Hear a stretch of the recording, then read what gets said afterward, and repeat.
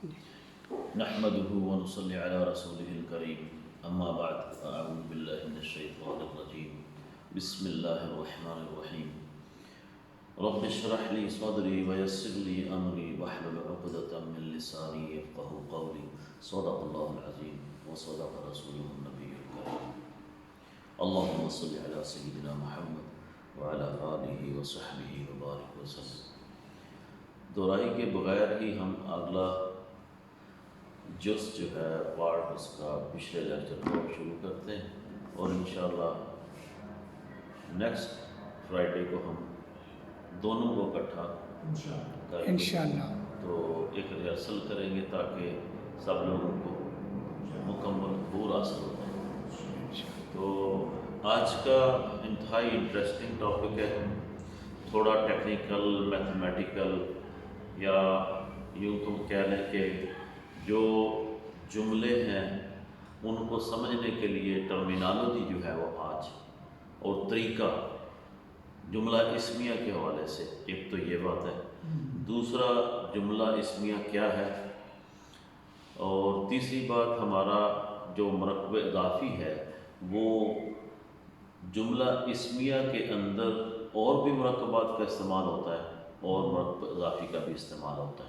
تو ہم نے جملہ اسمیہ کو ساتھ اس لیے شروع کیا ہے کہ سارے مرکبات، مثلا مرکب اشاری، مرکب جاری، مرکب توصیفی اور مرکب اضافی، ان سب کا جو جملہ اسمیہ کے اندر استعمال ہوتا ہے وہ بھی ہم اسی درس میں جانیں گے، اور ان کی جو پوزیشن ہے وہ جہاں آتے ہیں جملہ اسمیہ میں، تو کون سا مرکب کس سٹیٹس میں آتا ہے اور کس میں نہیں آ پاتا، یہ قواعد و ضوابط یاد رکھنے پڑیں گے تاکہ ہم آگے جا کے ترجمے میں غلطی نہ کریں یا ہمیں سمجھنے میں دشواری نہ ہو۔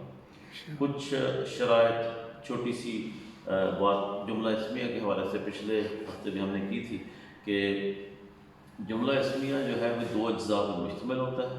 پچھلی بار ہم نے اتنی بات کی تھی، مبتدا اور خبر، اور آخر پہ ہم نے ایک بات یہ بھی کی تھی کہ متعلق خبر، ٹھیک ہے۔ پہلے ہم اردو میں متعلق کے بارے میں بات کر لیتے ہیں، ٹھیک ہے۔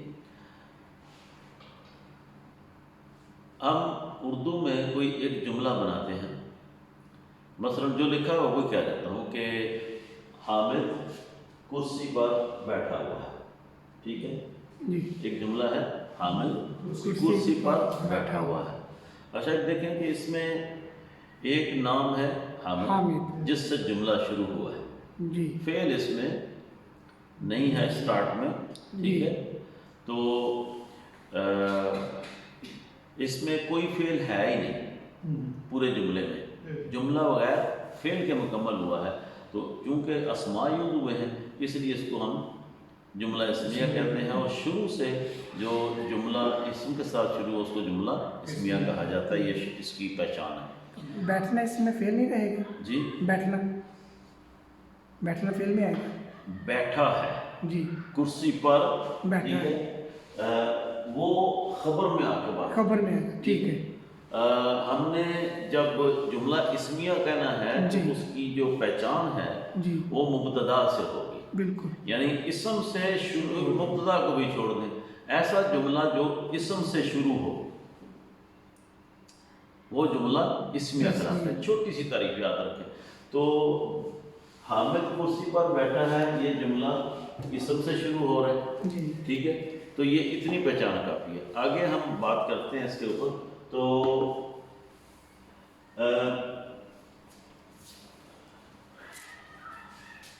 آج ہم جیسے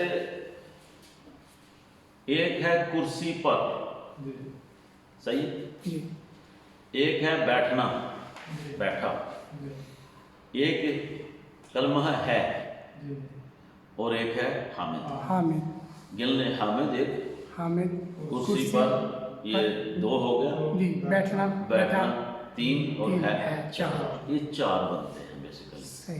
تو چار سٹیپ میں ترجمہ کیا جاتا ہے جملہ اسمیہ کا عام طور پہ، صحیح. ٹھیک ہے. تھوڑا بہت ویریشن آپ کو پتہ ہے ہر کلیے میں آتی ہے. تو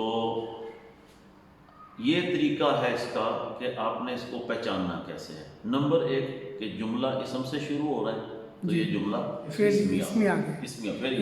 اسمیہ. ٹھیک ہے. جی. اب ہم نے دیکھنا ہے کہ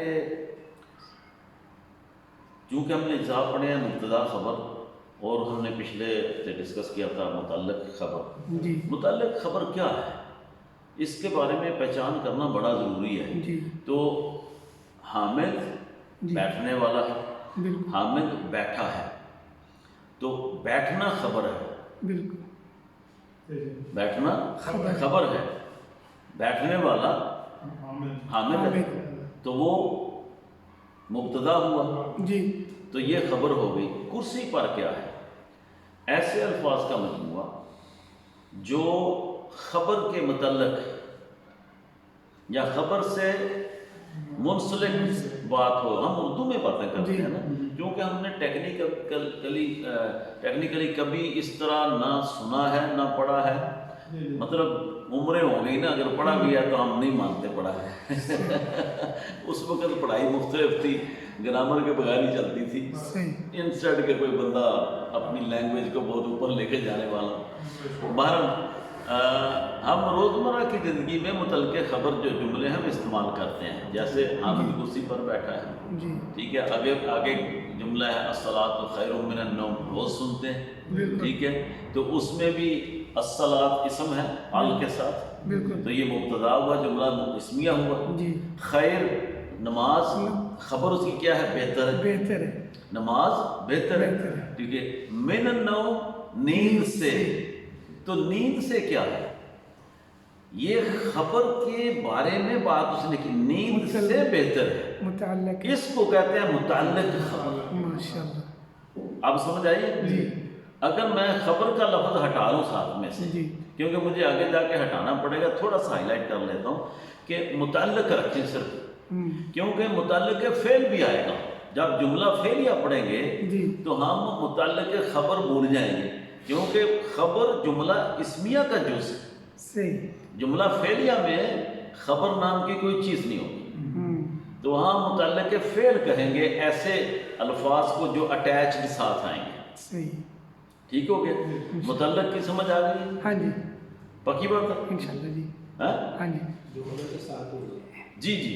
جو خبر کے ساتھ اٹیچ لفظ آتے ہیں جملہ مکمل کرنے کے لیے, جاننے کے لیے کیا ہے, کہاں ہے, بیٹھا ہے, کھڑا ہے, مسجد میں ہے, گھر میں ہے. تو یہ سارا کچھ جو ہے وہ اس میں سپورٹنگ ورڈ ہے. اچھا جی, یہ تو ہمارا ہو گیا کہ آج